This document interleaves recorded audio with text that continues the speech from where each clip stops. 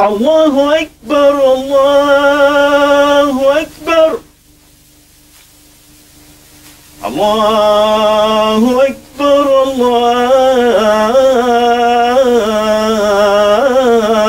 الله أكبر أشهد أن لا إله إلا الله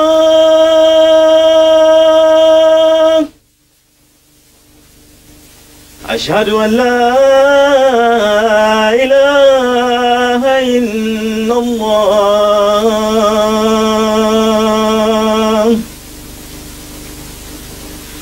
أشهد أن محمدا رسول الله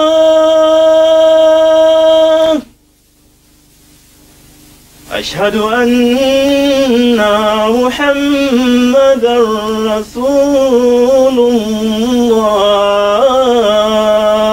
الله حي على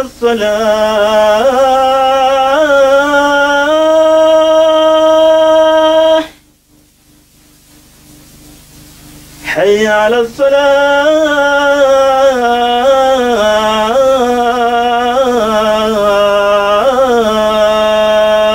الصلاة حي على الفلاح حي على الفلاح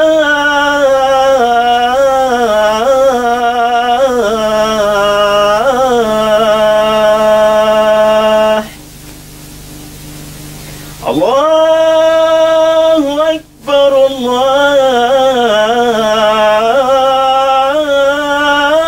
الله أكبر لا إله إلا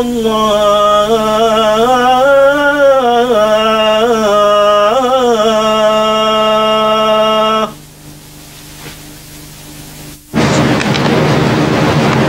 أشهد أن لا إله إلا الله وحده لا شريك له وأشهد أن محمدا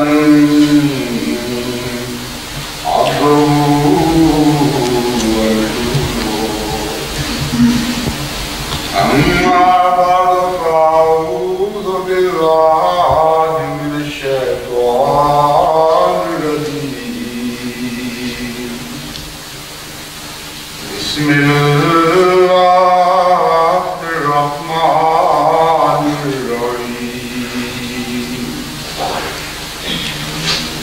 الحمد لله رب العالمين الرحمن الرحيم مالك يوم الدين إياك نعبد وإياك نستعين اهدنا الصراط المستقيم صراط الذين أنعمت عليهم غير المغضوب عليهم ولا الضالين أرأيت الذي ينهى عبدا إذا صلى أرأيت إن كان على الهدى وأمر بالتقوى أرأيت إن كذب وتولى ألم يعلم بأن الله يرى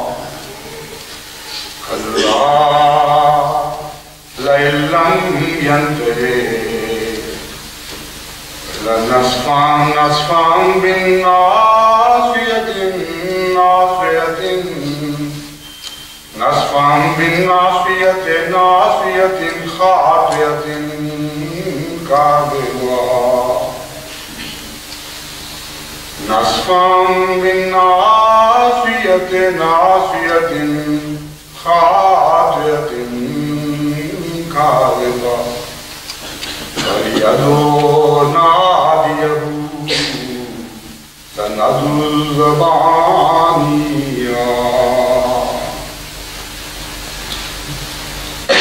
قرآن کریم کی جن آیات کی میں نے تلاوت کی ہے ان میں اللہ تعالیٰ ایسے لوگوں کا ذکر کرتا ہے جو خدا کی عبادت سے اس کے بندوں کو روکتے ہیں،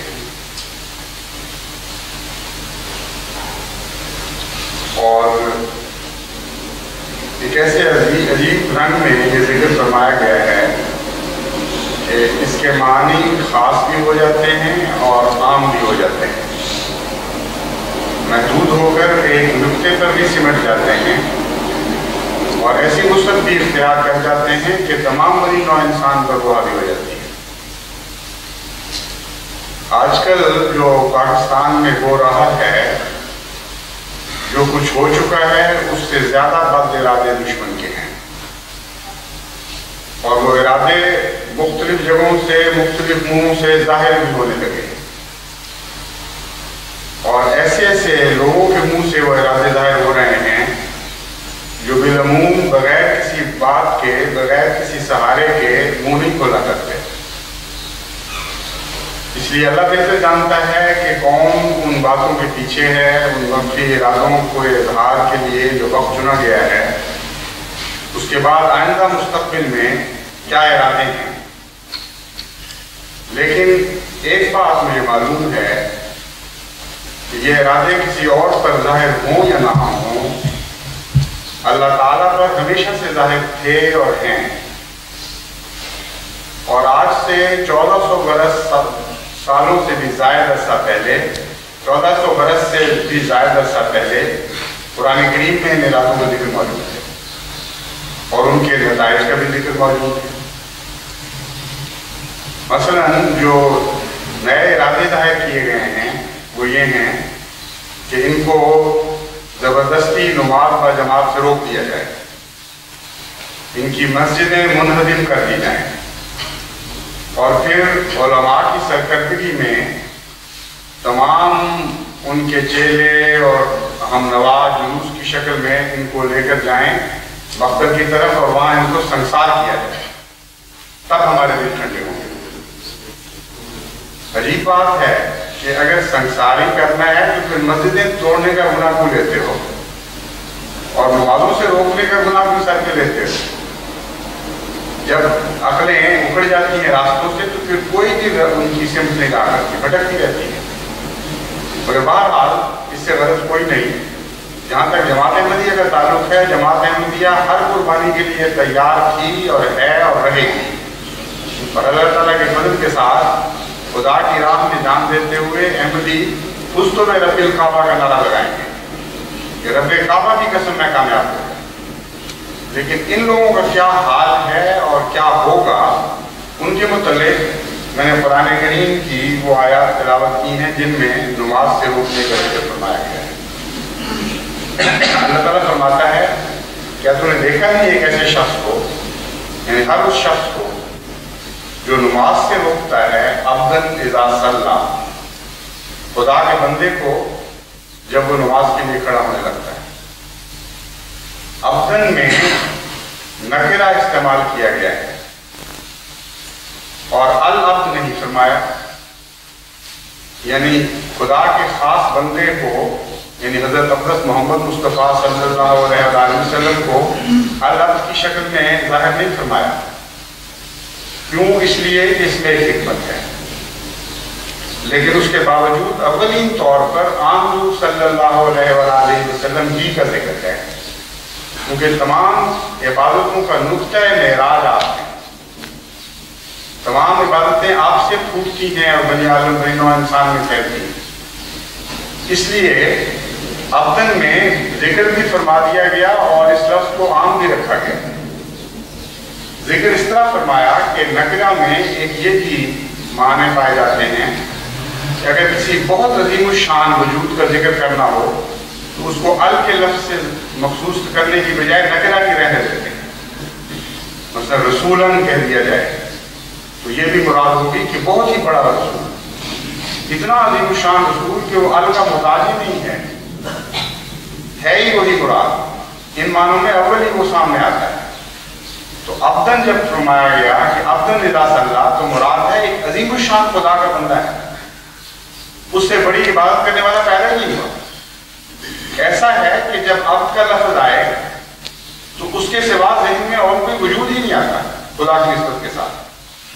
تو اس لیے ال کی ضرورت ہی کوئی نہیں۔ حضرت محمد مصطفیٰ صلی اللہ علیہ وسلم اول اور آخر اس میں ظاہر و باہر ہے۔ تو یہ معنی بنے کہ وہ کون اس بدبخت کو تو دیکھو جو حضرت محمد مصطفیٰ صلی اللہ علیہ وسلم یعنی عبد کامل کو عبادت سے روکتا ہے جب وہ کھڑا ہوتا ہے، اور دوسرے عبدن کے ذریعے اس کو عام بھی کر دیا گیا اور حیرت انگیز وسعت دے دی اس لفظ میں۔ یہ نہیں فرمایا کہ مومن کو جو روکتا ہے عبادت سے، یہ نہیں فرمایا کہ جو مسلم کو عبادت سے روکتا ہے، یہ نہیں فرمایا کہ جو ابراہیم کی نسل والوں کے عبادت سے روکتا ہے، یہ نہیں فرمایا کہ جو زرتشتی کو عبادت سے روکتا ہے یا کنفیوشس کے بنیوں کو عبادت سے روکتا ہے۔ فرمایا میرے ہر بندہ میری عبادت کہا کرتا ہے، اس کا کوئی مطلب نہیں، اور وہ سب سے بڑا ظالم انسان ہے جو میرے بندے اور میرے درمیان حائل ہونے کی کوشش کرتا ہے اس وقت جب کہ وہ مجھ سے تعلق قائم کرنے کی کوشش کر رہا ہوتا ہے۔ دیکھیے کتنا عظیم الشان کلام ہے کہ ایک خاص انداز بیان کے ذریعے مفہوم کو ایک نقطے پر بھی اکٹھا کر دیتا ہے اور پھر اس طرح بکھیر دیتا ہے کہ تمام بنی نوع انسان اس میں شامل ہو جاتے ہیں، ہر مذہب و ملت کا انسان اس میں شامل ہو جاتا ہے۔ نہ ہندو اس سے باہر رہتا ہے، نہ سکھ اس سے باہر رہتا ہے، نہ عیسائی، نہ یہودی، نہ زرتشتی، نہ بدھ، تمام بنی نوع انسان کی عبادت کی حفاظت کرتا ہے یہ کلام۔ ارأیت ان کان علی الہدی او امر بالتقوی، اس میں بھی دو معنی ہیں۔ ارأیت ان کان علی الہدی او امر بالتقوی، کہ وہ یہ کیوں نہیں دیکھتا ظالم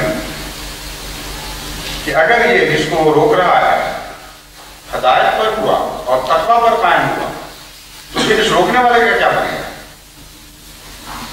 اور دوسرا معنی یہ ہے کہ کاش اس کو یہ سمجھ آ جاتی کہ وہ ہدایت پر رہتا اور تقوی سے کام لیتا اور ان معاملات میں دخل نہ دیتا جن میں دخل دینا اس کا کام نہیں، کیونکہ بندے اور خدا کے معاملے میں دخل دینے کا کسی انسان کو حق عطا نہیں دیا گیا۔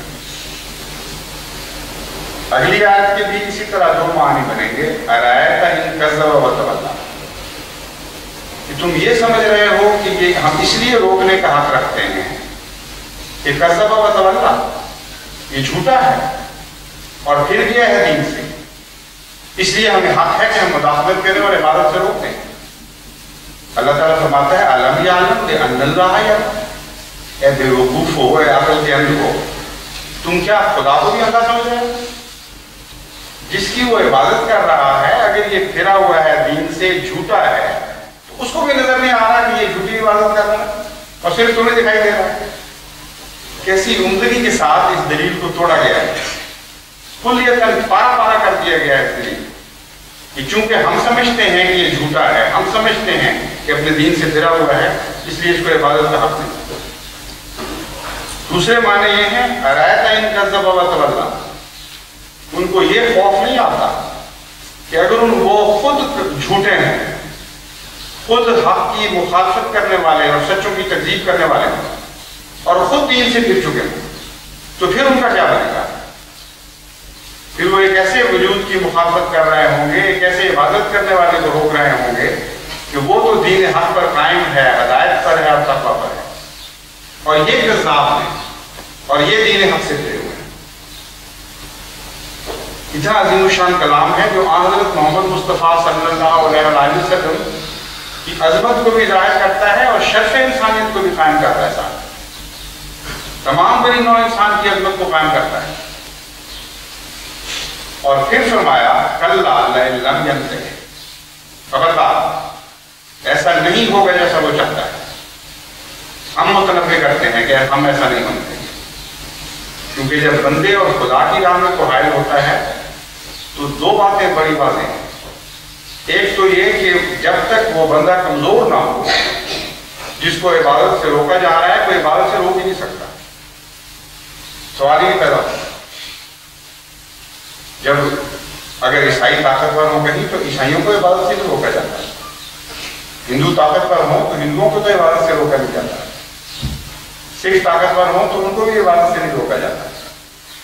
اور اس وقت جو پاکستان میں قانون بنا ہے وہ صرف احمدیوں کے لیے ہے. کسی طاقتور قوم کے مخالف وہ قانون نہیں ہے. اس میں تو یہ پہلے سے خبر دے دی گئی تھی کہ کمزور بندوں کے خلاف کچھ ہوگا اور ہونے والا ہے. کلا لئن لم ینتہی، اگر وہ باز نہیں آئے گا تو اس کو یہ بات یاد رکھنی چاہیے کہ بندہ تو کمزور ہے، کیونکہ اگر کمزور نہ ہوتا تو تم اس کو عبادت سے نہ روکتے. لیکن وہ خدا کمزور نہیں ہے جس کی عبادت کے لیے کھڑا ہوا ہے، جس کی عبادت کے حضور اس کی پیشانی جھکتی ہے، جس کے حضور یہ سجدہ ریز ہوتا ہے اور اپنی گریہ اور زاری اور بقا کے ساتھ ایک طوفان برپا کر دیتا ہے، جس کے قدموں میں اس کے آنسو بہتے ہیں، وہ خدا کمزور نہیں ہے. کلا لئن لم ینتہی، خبردار سن لے کہ اگر وہ باز نہ آیا لنصفعا بالناصیۃ، ہم پکڑیں گے اس کی پیشانی کے بالوں سے. اور جب ہم پکڑتے ہیں پیشانی کو تو لازماً وہ پیشانی جھوٹی ہوا کرتی ہے. ناصیۃ خاطئۃ کاذبۃ، بڑی جھوٹی پیشانی ہے، بڑی خطاکار پیشانی ہے. فَلْيَدْعُ نَادِيَهُ، لیکن اس سے پہلے فَلْيَدْعُ نَادِيَهُ کے متعلق کر چکا ہوں. ناصیۃ خاطئۃ کاذبہ کا ذکر کیوں اس طرح آیا اس کے متعلق کچھ بتاتا ہوں. عبادت میں پیشانی کو ایک خاص مقام ہوا کرتا ہے. جب پیشانی خدا کے حضور زمین سے لگ جائے تو یہ بظاہر عز کی انتہا، لیکن حقیقت میں عبادت کا معراج ہے. سب سے زیادہ سربلندی اس وقت انسان کو نصیب ہوتی ہے جب اس کی پیشانی خدا کے حضور پوری سچائی کے ساتھ زمین کے ساتھ لگ جاتی ہے. کبھی اللہ تعالیٰ نے رب الاعلیٰ پڑھنے کا حکم فرمایا کہ اس وقت خدا اپنے اعلیٰ رب کو یاد کرنا، کیونکہ جس کے تو حضور تم جھکے ہو وہ خود بہت بلند ہے اور سب سے زیادہ بلند ہے. تمہیں ان بلندیوں سے ہمکنار کر دے گا جو جن بلندیوں کا وہ خود مالک ہے. تو پیشانی عبادت کا مظہر ہوا کرتی ہے. اللہ تعالیٰ یہ پیغام دے رہا ہے ایسے لوگوں کو کہ جب تم نے میرے عاجز بندوں کی پیشانی کو میری راہ میں جھکنے سے روکا تو ثابت کر دیا کہ تمہاری پیشانیاں جھوٹی ہیں، تمہارے سارے سجدے عقارت ہیں. وہ نشان جو ظاہری بنے ہوئے ہیں ان کی کوئی بھی ایک حقیقت نہیں میری نظر میں. اس لیے ان جھوٹی پیشانیوں کو میں پکڑوں گا، کیونکہ میرے بندوں کو یہ اختیار نہیں ہے کہ وہ ان پیشانیوں تک ہٹا سکیں. فَلْيَدْعُ نَادِيَهُ، اور یہاں یہ نہیں فرمایا اپنے مددگاروں کو بلاؤ، فرمایا اپنی مجالس کو بلاؤ. تم نے بھی تو بہت سی مجالس بنا رکھی ہیں، اب آواز دو اپنی مجالس کو کہ وہ تمہاری مدد کرے. سند الزوانیہ، ہم اپنی پولیس کو بلائیں اور پھر دیکھیں گے کہ مجالس جیتتی ہیں یا اللہ کے سپاہی جیتتے ہیں جب وہ اترا کرتے ہیں کسی کی مدد کو اور کسی کو ہلاک کرتے ہیں. کتنی حیرت انگیز صفائی کے ساتھ اللہ تعالیٰ نے عبادت سے روکنے والوں کی نفسیات کو بھی ذکر فرمایا، عبادت کا فلسفہ بھی بیان فرما دیا. یہ بھی بتا دیا کہ حضرت صلی اللہ علیہ وسلم کی ذات میں عبادت مشتمل ہو جاتی ہے اور پھر منتشر ہو کر کسی ایک شخص کو حق نہیں دیتی عبادت کا، تمام بنی نوع انسان کو برابر حق دے دیتی. رحمت للعالمین اس کو کہتے ہیں. چنانچہ حضرت صلی اللہ علیہ وسلم نے ایک موقع پر عیسائیوں کو یہ تحریر لکھ کر دی کہ اگر کسی مسلمان نے ان کے گرجے کو بد نظر سے دیکھا، ان کی سلیبوں کو توڑا، تو ان کا میرے ساتھ کوئی تعلق نہیں۔ یہ قرآن کریم کی اسی قسم کی آیات کا یہ تفصیلی مظاہرہ ہے آج صلی اللہ علیہ وسلم۔ اور بہرحال جو ایک بد ارادے پر قائم ہو جاتے ہیں، بعض دفعہ وہ نہیں سمجھتے، کبھی ہاتھ بیکار جایا کرتے ہیں، اس لیے دعاؤں کی بھی ضرورت ہوتی ہے۔ اللہ تعالیٰ ان کو ہدایت دے، ان کو ایسے معاملات میں دخل اندازی سے باز رکھے جس میں دخل اندازی کا خدا نے کسی انسان کو حق نہیں عطا فرمایا۔ جہاں تک ہمارا تعلق ہے، ہم تو یہ جانتے ہیں کہ اللہ تعالیٰ کی تقدیر نے ہمیشہ ان باتوں کے الٹ نتائج ظاہر کیے ہیں جو ہمارے خلاف دشمنوں نے مکر اور تدبیریں کی۔ احمدیت کی تاریخ میں ایک دن بھی ایسا نہیں آیا جبکہ دشمن کے ارادوں کے وہ نتائج ظاہر ہوئے اور ان کی تدابیر کے وہ نتائج ظاہر ہوئے جو مقصد تھا ان کا کہ ہم یہ کریں گے تو یہ نتیجہ نکلے گا۔ چنانچہ آپ دیکھ لیں، جب بھی انہوں نے جماعت احمدیہ کے مال لوٹے ہیں، جماعت کے اموال میں برکت دی۔ جب بھی نفوس ذبح کیے ہیں، ہمارے نفوس میں برکت ہوئی۔ جب مسجدوں کو منہدم کیا، ہماری مسجدوں میں برکت ہوئی۔ جب ہم قرآن کریم جلائے احمدیوں کے پکڑ کر، حالانکہ وہی قرآن تھا جو محمد مصطفیٰ صلی اللہ علیہ وسلم کا قرآن تھا، تو قرآن کی اشاعت میں بے شمار برکت ہوئی۔ جب انہوں نے تبلیغ پر پابندیاں لگائیں تو تبلیغ میں برکت ہوئی۔ اور آپ دیکھ لیں کہ جب 1974 میں یہ فیصلہ ہوا کہ یہ غیر مسلم ہے، تو اس سے پہلے علماء اس بات کو کھول چکے تھے۔ واقعہ یہ ہے کہ لوگ بھولے پن میں، دھوکے میں آ کر احمدی ہو رہے ہیں۔ جب تک ان پر مسلمان کا لیبل لگا ہوا ہے وہ ہوتے رہیں گے۔ جب مسلمان کا لیبل ہم ہٹا دیں گے تو پھر دیکھنا کس طرح لوگ اٹھ جاتے ہیں۔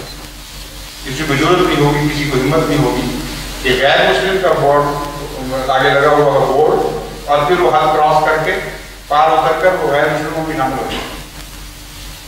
لیکن ہر تدبیر کا خدا نے ہمیشہ الٹ نتیجہ نکالا۔ اور 74 کے بعد اتنی تیز رفتاری پیدا ہو گئی تبلیغ میں کہ ان کی عقلیں گم ہو گئی، سمجھ نہیں آتی تھی کہ ہو کیا رہا ہے۔ جتنی بڑی دیوار بناتے ہیں اتنی بڑی بڑی چھلانگیں لگا کر لوگ پار اترنے شروع ہو جاتے ہیں۔ جتنا قریب المنظر بورڈ آویزاں کرتے ہیں اتنے ہی ذوق اور شوق اور محبت کے ساتھ لوگ ان کی طرف دوڑے چلے جا رہے ہیں۔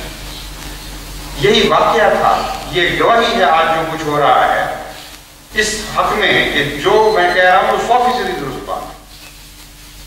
ان کو سمجھ آ گئی کہ ہماری ہر تدبیر الٹ ہو گئی، ہر تدبیر ناکام ہو گئی، اس لیے اب آگے بڑھو اور روکے کھڑی کرو۔ لیکن یہ نہیں جانتے کہ ہمارا خدا ہر روک کو توڑنا جانتا ہے۔ جتنی روکیں تم کھڑی کرو گے اتنی زیادہ تیز رفتاری کے ساتھ لوگ اور احتیاط میں لوگ آئیں، اور یہی ہو کر رہے گا۔ اب نمازوں سے روکنے کی طرف انہوں نے توجہ کی، تو اس قدر ایک طوفان آ گیا ہے روحانیت کا کہ آپ تصور نہیں کر سکتے۔ چھوٹے چھوٹے بچے خط لکھتے ہیں اور رو رو کر کہتے ہیں ہم اپنے آنسوؤں سے یہ خط لکھ رہے ہیں کہ خدا کی قسم ہمیں ایک نئی روحانیت عطا ہو، ہم تہجدوں میں اٹھنے لگے، ہماری عبادتوں کی کیفیت بدل گئی۔ اس جماعت کو کون مار سکتا ہے جس کے مقابلے پر ہر تدبیر خدا نے اٹھا دی؟ عبادتوں پر حملہ کیا تو جن بچوں کے متعلق آپ تصور بھی نہیں کر سکتے تھے، وہ 5 نمازیں نہیں پڑھا کرتے، آج وہ تہجد میں اٹھ کر روتے ہیں اور خدا کی جنون گیری آزاری کرتے ہیں اور نمازوں پر لطف حاصل ہو گیا ہے۔ تو یہ تو بہرحال خدا کی ایک ایسی تقدیر ہے جو نہیں بدل سکتی۔ ساری کائنات مل کر زور لگا لے، اس تقدیر کو نہیں بدل سکے کہ جتنی یہ مخالفتوں میں زیادہ بڑھیں گے اتنا ہی زیادہ اللہ تعالیٰ جماعت کو ہر اس سمت میں برکت دے گا جس سمت میں یہ روکنے کی کوشش کرے۔ اس لیے مبارک کو آپ کہ ان کے ارادے بہت بد ہیں، کیونکہ خدا کے ارادے بہت ہی نیک ہیں ہمارے ہاں۔ ہر بد ارادے کو توڑ دیا جائے گا اور الٹ نتیجے پیدا کیے جائیں گے۔ لیکن ایک یہ بات بھی ہے کہ جب خدا کی تقدیر کی ہوا چلتی ہے تو ہماری تدبیروں کو بھی تو اس کے سمت میں چلنا چاہیے، اسی طرف قدم اٹھانے چاہیے۔ یہ تو نہیں ہوا کرتا کہ خوشگوار ہوائیں چلیں تو کشتی والے اپنے بازوان لپیٹتے ہیں، وہ تو کھول دیتے ہیں بازوان، اور اسی کا نام تدبیر ہے۔ خدا کی تقدیر کے رخ پر قوموں کو تدبیر اختیار کرنی چاہیے۔ اس وقت تو بعض اوقات چپو بھی لگانے لگتے ہیں ساتھ کہ پھر کبھی ایسی اچھی ہوا ملے یا نہ ملے، اس لیے اپنے دستے بازو کی کوشش کو بھی ساتھ شامل کرتے ہیں۔ آج وہی وقت ہے جماعت کا، اس لیے ہر تدبیر کے مقابل پر ہم بھی خدا کی تقدیر کے تابع اس کی ہواؤں پر کے رخ پر چلنے والی تدبیر کو ظاہر کریں، اور یہی جماعت کا ہمیشہ سے طریق رہا ہے، اور یہی انشاءاللہ تعالیٰ ہوگا رہے گا۔ چنانچہ اس ضمن میں ایک 7 نکات کا پروگرام آپ کے سامنے رکھا ہے۔ تبلیغ کو روکنے کی انہوں نے کوشش، عبادت کو روکنے کی انہوں نے کوشش کی ہے۔ جیسا کہ میں نے بیان کیا ہے، تمام دنیا میں ہر احمدی اپنے عبادت کے معیار کو بلند کرتے ہیں، یعنی اپنے اس کے معیار کو ایسا بلند کرے کہ خدا کے حضور اور زیادہ جھک جائے، اس کی روح سجدہ ریز رہے خدا کے حضور، اور وہ اپنی زندگی کو عبادت میں ملا جلا دے، ایسے گویا کہ اس کی زندگی عبادت بن گئی۔ عبادت والوں کو خدا کبھی ضائع نہیں کیا کرتا، اور عبادت سے روکنے والوں کو کبھی خدا نے پنپنے نہیں کیا۔ سب سے زیادہ قوی ہتھیار عبادت ہے ایک روحانی جماعت کے ہاتھ میں۔ یہ دعائیں وغیرہ یہ سارے عبادت کا حصہ ہیں، اس لیے وہ کہتے ہیں ہم عبادت سے روکیں گے تو ہم عبادت میں پہلے سے بڑھ جائیں گے۔ یہی جواب ہونا چاہیے۔ اسے لوگ پوچھتے ہیں، ان کی CID چل رہی ہے ہر جگہ لوگ ٹوئیں لیتے پھر رہے ہیں کہ ان کا رد عمل کیا ہے؟ کہ ہمارا رد عمل تو وہی ہوگا جو الہی جماعتوں کا ہوا کرتا ہے۔ جس سمت میں تم روکے ڈالو گے اس سمت کو اس کے مخالف ہمارا رد عمل ہوگا، اللہ کی تقدیر کے مطابق ہمارا رد عمل ہوگا۔ مذہبی جماعت کا اول رد عمل یہ ہوتا ہے کہ جب خدا سے دور کرنے کی کوشش کی جاتی ہے وہ اور خدا کے قریب ہو جاتے ہیں۔ بس عبادت سب سے اہم بات ہے۔ لوگ پوچھتے ہیں کہ ہمیں قربانی کی طرف بتاؤ کیا کرنا ہے۔ آپ اگر اپنا وقت خدا کی خاطر قربان نہیں کر سکتے، اگر آپ اللہ کے حضور عبادت کا حق ادا نہیں کر سکتے، تو باقی قربانیاں بے معنی ہیں، کیونکہ یہی مقصد حیات ہے۔ اسی کی خاطر خدا نے انسان اور جن کو پیدا فرمایا۔ اس لیے عبادت پہلا جواب ہے، اور یہی سب سے اہم طریقہ کار ہے ہمارے ہاتھ میں، یہی سب سے بڑی تدبیر ہے ہماری۔ اس لیے اس تدبیر پر زور ماریں، جس حد تک ممکن ہے عبادت کی طرف توجہ کریں، اپنے گھروں کو جگا دیں عبادت کے لیے۔ بچہ بوڑھا عورتیں مرد سارے عبادت گزار خدا کے بندے بن جائیں۔ دوسرا، ہمیں تبلیغ سے روکا جا رہا ہے، اس لیے ظاہر بات ہے کہ الٹ رد عمل ہو۔ رد عمل تو کہتے ہی وہ ہیں، اس بات کو ہے کہ جس طرح کوئی چیز جس طرح سے روکے اس کے مخالف ایک قوت پیدا ہو جائے، اور یہی زندگی کی نشانی ہے۔ اس لیے ہم تو زندہ قوم ہیں اللہ کی وجہ سے، ہمیں تو جس سمت میں تم روکو گے اس سمت میں آگے بڑھیں گے اپنے رب کے فضل کے ساتھ اور اس کی نصرت کے ساتھ ساتھ۔ اس لیے تبلیغ کو پہلے سے کئی گنا زیادہ تیز کریں۔ مجھے علم ہے کہ پہلے سے بہت زیادہ تعداد میں لوگ تبلیغ میں مصروف ہیں، کئی نوجوان بھی ہیں ہمارے یہاں اس وقت اس جمعے میں بھی بیٹھے ہوئے ہیں، ایک ہندو سے مسلمان ہونے والے نوجوان جن کو احمدی نوجوانوں نے تبلیغ کی ہے، عیسائیوں سے بھی انفرادی تبلیغ کے نتیجے میں مسلمان ہو رہے ہیں، قادیان سے خبریں آ رہی ہیں، سارے ماحول میں حیرت انگیز تبدیلی پیدا ہو رہی ہے۔ ہندوستان کے بعض علاقوں میں ایسی تبدیلی پیدا ہو رہی ہے کہ جہاں پارٹیشن سے لے کر اب تک 1500 ایک جگہ احمدیوں کی تعداد تھی، اب پچھلے چند مہینوں میں وہ 2500 نئے احمدی شامل ہو چکے ہیں، اور سارے پنجاب میں ایک تبدیلی واقع ہو رہی ہے، اس لیے کہ انہوں نے انفرادی تبلیغ پر زور دیا، اور اللہ تعالیٰ کے فضل سے ان کی کوششوں سے بہت ہی زیادہ غیر معمولی طور پر پھل نصیب ہوئی۔ تو ہر جگہ، ہر مذہب میں، ہر طبقہ فکر میں تبلیغ کو تیز کرنا ہے اور انفرادی تبلیغ پر زور دینا ہے، اور ہر احمدی عہد کر لے کہ اب میں نے اگر پہلے 1 بنانا تھا تو اب 5 بناؤں، اور اگر اور زور ڈالیں گے کہ تبلیغ بند کرنی ہے تو پھر میں 10 بنا کے دکھاؤں۔ اور اللہ کے فضل سے جب آپ خدا کی خاطر یہ عہد کریں گے تو خدا پورا کرنے کی توفیق سے عطا فرمائے گا۔ اور اس میں ہر طبقہ کے احمدی کو شامل ہونا ضروری ہے. ہمارے اندر کوئی چودھریوں کا طبقہ نہیں ہے. وہ سمجھے کہ ہم چونکہ بڑے لوگ ہیں اس لیے ہم تبلیغ نہیں کر سکتے. ہم اپنے طبقے میں شرماتے ہیں تبلیغ کرنے سے. یہ تو درمیانے لوگوں کا کام ہے. اگر یہ درمیانے لوگوں کا کام ہے تو درمیانوں کو خدا بڑا کرے گا اور ان کو چھوٹا کر دے گا جو اپنی بڑائی کی وجہ سے تبلیغ سے بات کرتے ہیں. خدا کی خاطر تبلیغ سے شرمانا. کون ہے جو خدا کے حضور بڑا ہو سکتا ہے؟ وہی جو خدا کے حضور گرنا جانتا ہو. اس لیے ہرگز کوئی خیال نہیں کرنا کہ میں کس طبقے سے تعلق رکھتا ہوں, لوگ کیا کہیں گے. یہ سیاست دان تھا اتنا بڑا سائنسدان تھا, اتنا بڑا بیوروکریٹ تھا, اس کو کیا ہو گیا ہے کہ اپنے دوستوں میں تبلیغ شروع کر دی. اچھے بھلے ہمارے تعلقات, اچھے بھلے ہمارے مراسم, اس کا مذہب اپنی جگہ, میرا اپنی جگہ. تبلیغ تو کبھی نہیں کس نے کی تھی پہلے. اس شرم کو توڑنا ہے, یہ جھوٹی شرم ہے اور احمدیت کی راہ میں روک بنی ہوئی تھی. اس لیے جب دشمن نے للکارا ہے تو غور کریں کہ کیا کیا نقائص ہیں آپ کے, تو نقائص کو دور کریں. لٹریچر کی اشاعت پر پابندی ہے. میں نے فیصلہ کیا ہے کہ انشاءاللہ تعالیٰ اللہ تعالیٰ کے فضل اور رحم اور اس کی توفیق کے ساتھ ساری دنیا میں اشاعت لٹریچر کے کام کو کئی گنا زیادہ بڑھا دیں گے. اتنا کہ اسے سنبھالا نہ جائے. جتنی مرضی دنیا کی دولتیں ان کی پس پشت پہ ہوں, میں جانتا ہوں کہ کس قسم کا لٹریچر یہ شائع کرنا چاہتے ہیں اور کر رہے ہیں اور کہاں سے پیسہ آ رہا ہے.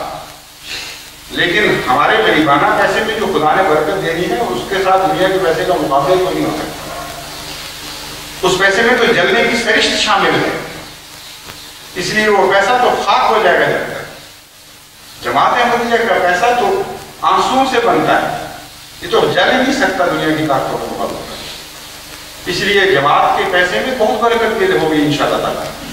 تمام دنیا میں تبلیغ کی اشاعت کتب کا, اشاعت لٹریچر کا ایک بہت زبردست منصوبہ ہے میرے ذہن میں, جس کو انشاءاللہ تعالیٰ حسب توفیق آہستہ آہستہ کھولوں گا اور جہاں تک خدا توفیق عطا فرمائے گا اس پر عمل درآمد شروع کیا جائے گا.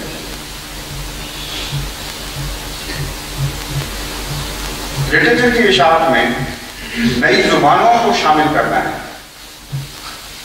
اور اس ذریعے سے کثرت کے ساتھ ایسے ممالک میں داخل ہونا ہے جہاں ابھی تک احمدیت داخل نہیں ہوئی, ایسی قوموں میں داخل ہونا ہے جہاں تک ابھی تک احمدیت داخل نہیں ہوئی, ایسے طبقات میں داخل ہونا ہے جہاں ابھی تک احمدیت داخل نہیں ہوئی.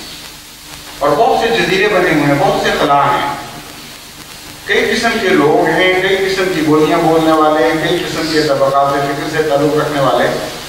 اتنے بڑے بڑے خلا ہیں جن تک ہم ابھی اس لیے نہیں پہنچ سکتے کہ ہمارے پاس لٹریچر نہیں ہے. تو نہ صرف یہ کہ حضرت مسیح موعود علیہ السلام کی قدرت اور موجود لٹریچر کو زیادہ شائع کرنا ہے, بلکہ نئی زبانوں میں لٹریچر پیدا کرنا ہے. لہذا ترجمہ کرنے والوں کی ضرورت پیش آئے گی.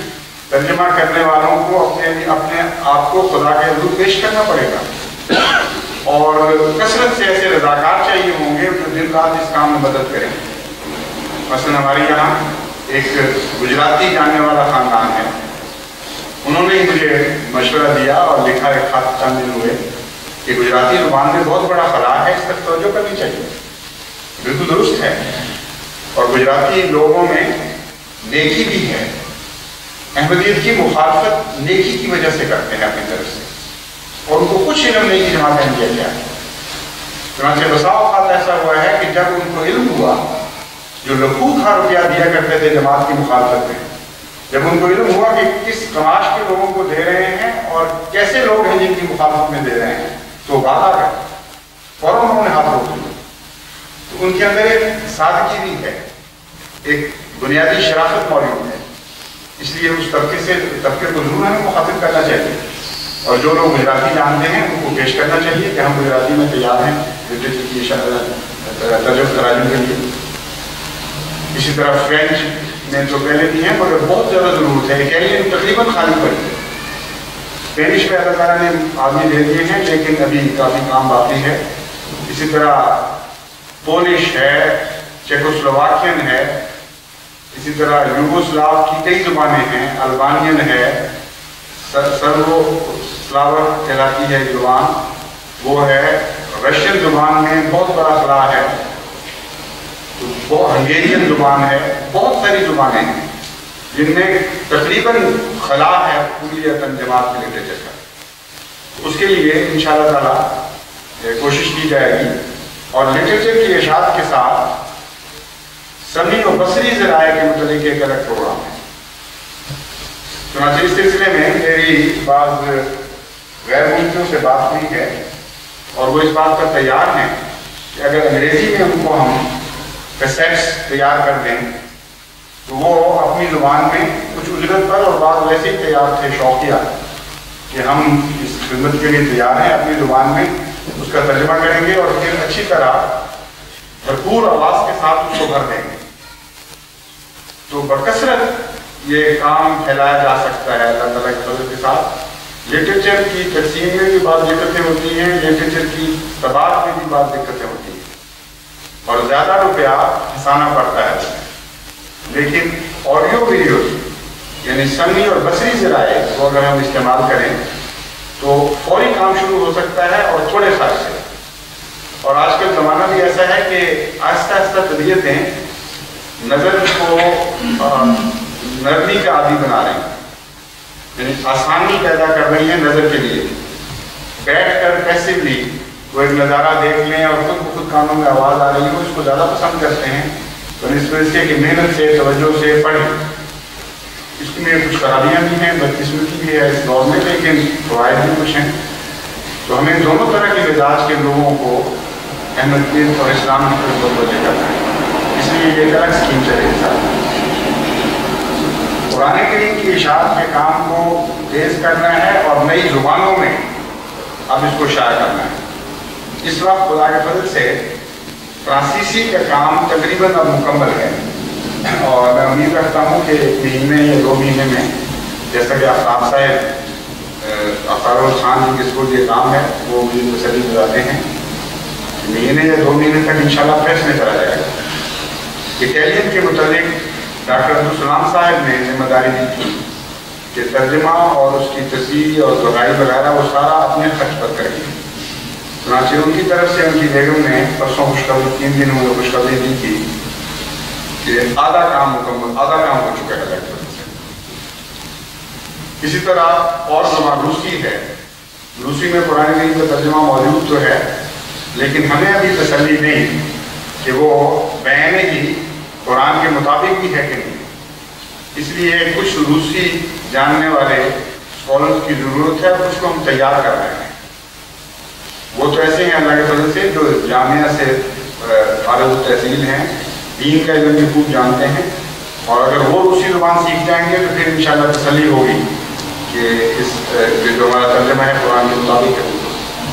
मगर और भी अगर दुनिया में कहीं रूसी ज़ुबान के अहमदी माहिरीन हों, जैसा कि हिंदुस्तान में मुझे इल्म है कि एक हैं, लेकिन बदकिस्मती से वो कुछ ठंडे हो गए हैं खिदमत दीन में, तो बहरहाल जिसके कारण में मेरी आवाज़ पड़े वो रूसी ज़ुबान में मदद कर सकता हो, उसको अपना नाम पेश करना चाहिए। इन अगराज को पूरा करने के लिए एक बहुत बड़े ऐसे कॉम्प्लेक्स की जरूरत है और एक जगह नहीं कई जगह, कि जिस पर जिन मुख्तलिफ मुल्कों में हम ऐसी तामीरात करें, ऐसे बड़े बड़े मिशन कायम करें जिनमें इन सारी चीज़ों के लिए सामान मुहैया हो और फिर मुख्तलिफ मुल्कों के स्कूल मुख्तलिफ काम कर रहे हैं, क्योंकि ये बहुत बड़े काम है।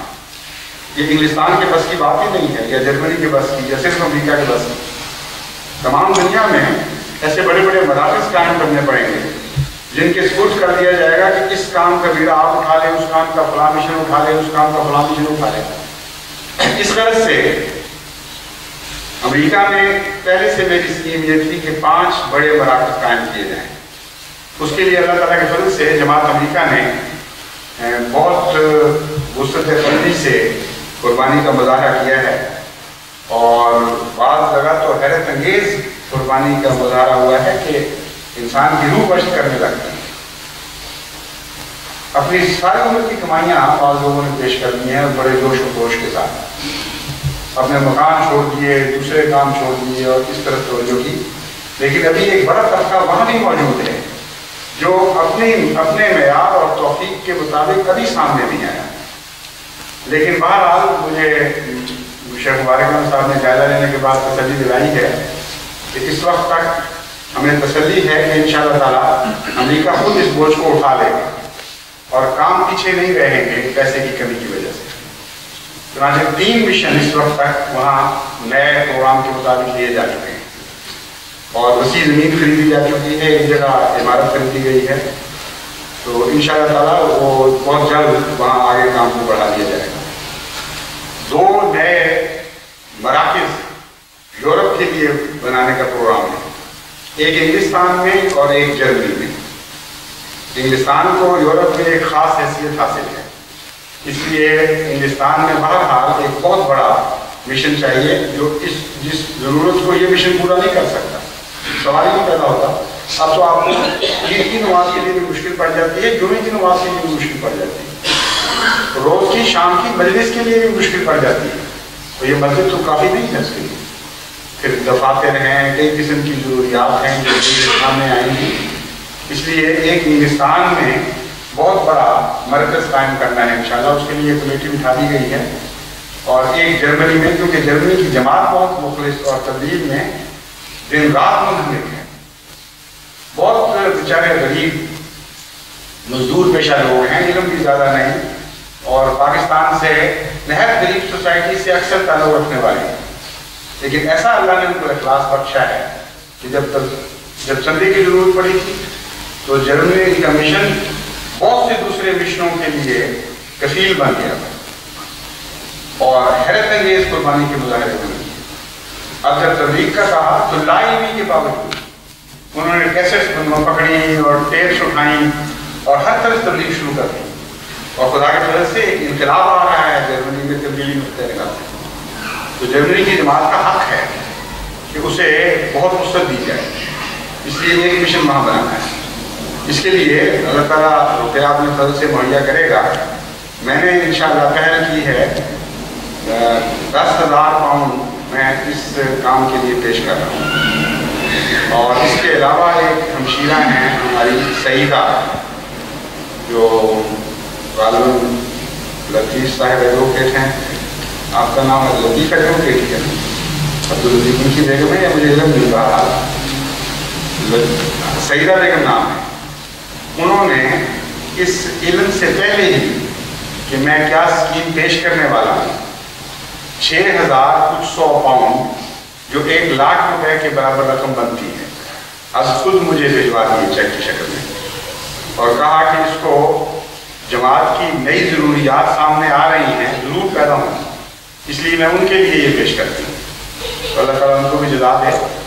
انشاءاللہ تعالیٰ روپیہ تو آئے گا اللہ کی طرف سے، کبھی ہوا ہی نہیں کہ ضرورت پڑی ہو اور روپیہ مہیا نہ ہوتا۔ تو اس طرح میں یہ تحریک کا آغاز کرتا ہوں، اور یہ یورپین ممالک کے لیے ہے، یعنی یورپین ممالک میں بسنے والے احمدی اس میں حصہ لیں گے، لیکن فی الحال ہر ملک میں نہیں بلکہ ان 2 ممالک میں مراکز قائم کیے جائیں گے جو سارے یورپ کے لیے ان کے مشترکہ کاموں کو سر انجام دیں گے۔ بہرحال جیسا کہ میں نے بیان کیا تھا، ہم نے تو وہی کرنا ہے جس کی خاطر خدا نے ہمیں پیدا فرمایا ہے، اور ہمیشہ یہی کرتے چلے آئیں۔ ہمارے کام تو رکنے نہیں، اور جتنی بڑی روکیں دشمن ڈالتا چلا جاتا ہے، ہم نے ہمیشہ یہی دیکھا ہے کہ خدا کا فضل اتنے ہی زیادہ قوت پیدا کرتا چلا جا رہا ہے ہماری روش میں، اور پہلے سے زیادہ تیز رفتاری کے ساتھ ہم آگے بڑھتے چلے جاتے ہیں۔ اس لیے ان بادلوں سے ڈرے نہیں۔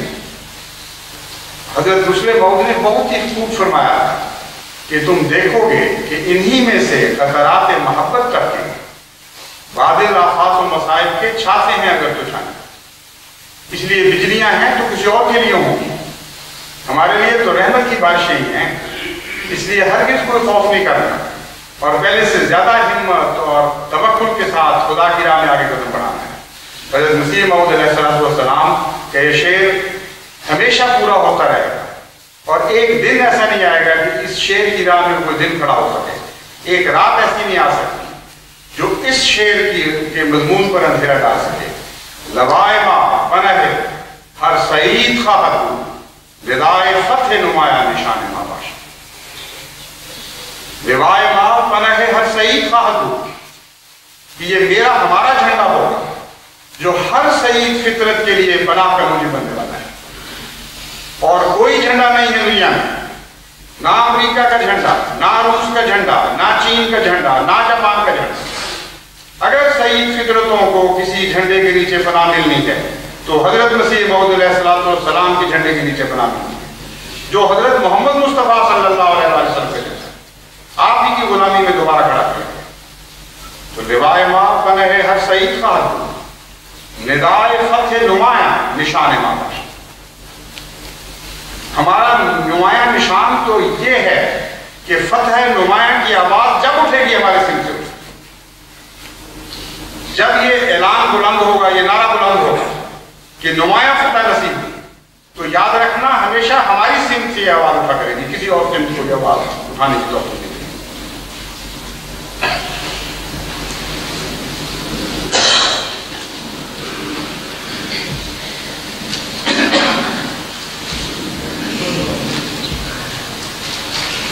الحمدللہ نحمدہ ونستعینہ ونستغفرہ ونؤمن بہ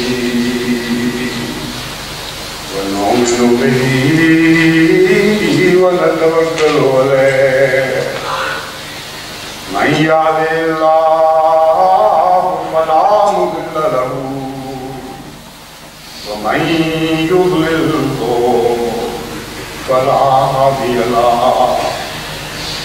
ونشهد أن لا إله إلا الله وحده لا شريك له. ونشهد أن محمدا عبده ورسوله. آج ایک ضروری مصروفیت کی وجہ سے نماز عصر بھی جمعے کے ساتھ جمع کروائی جائے گی، اس لیے جمعے کے بعد نماز عصر کے لیے صفحے درست کرتے ہیں. عباد اللہ رحمکم اللہ، ان اللہ یامر بالعدل والإحسان وإیتاء ذی القربى وینہی عن الفحشاء والبغي یعظکم لعلکم تذکرون. اذکروا اللہ یذکرکم وادعوہ یستجب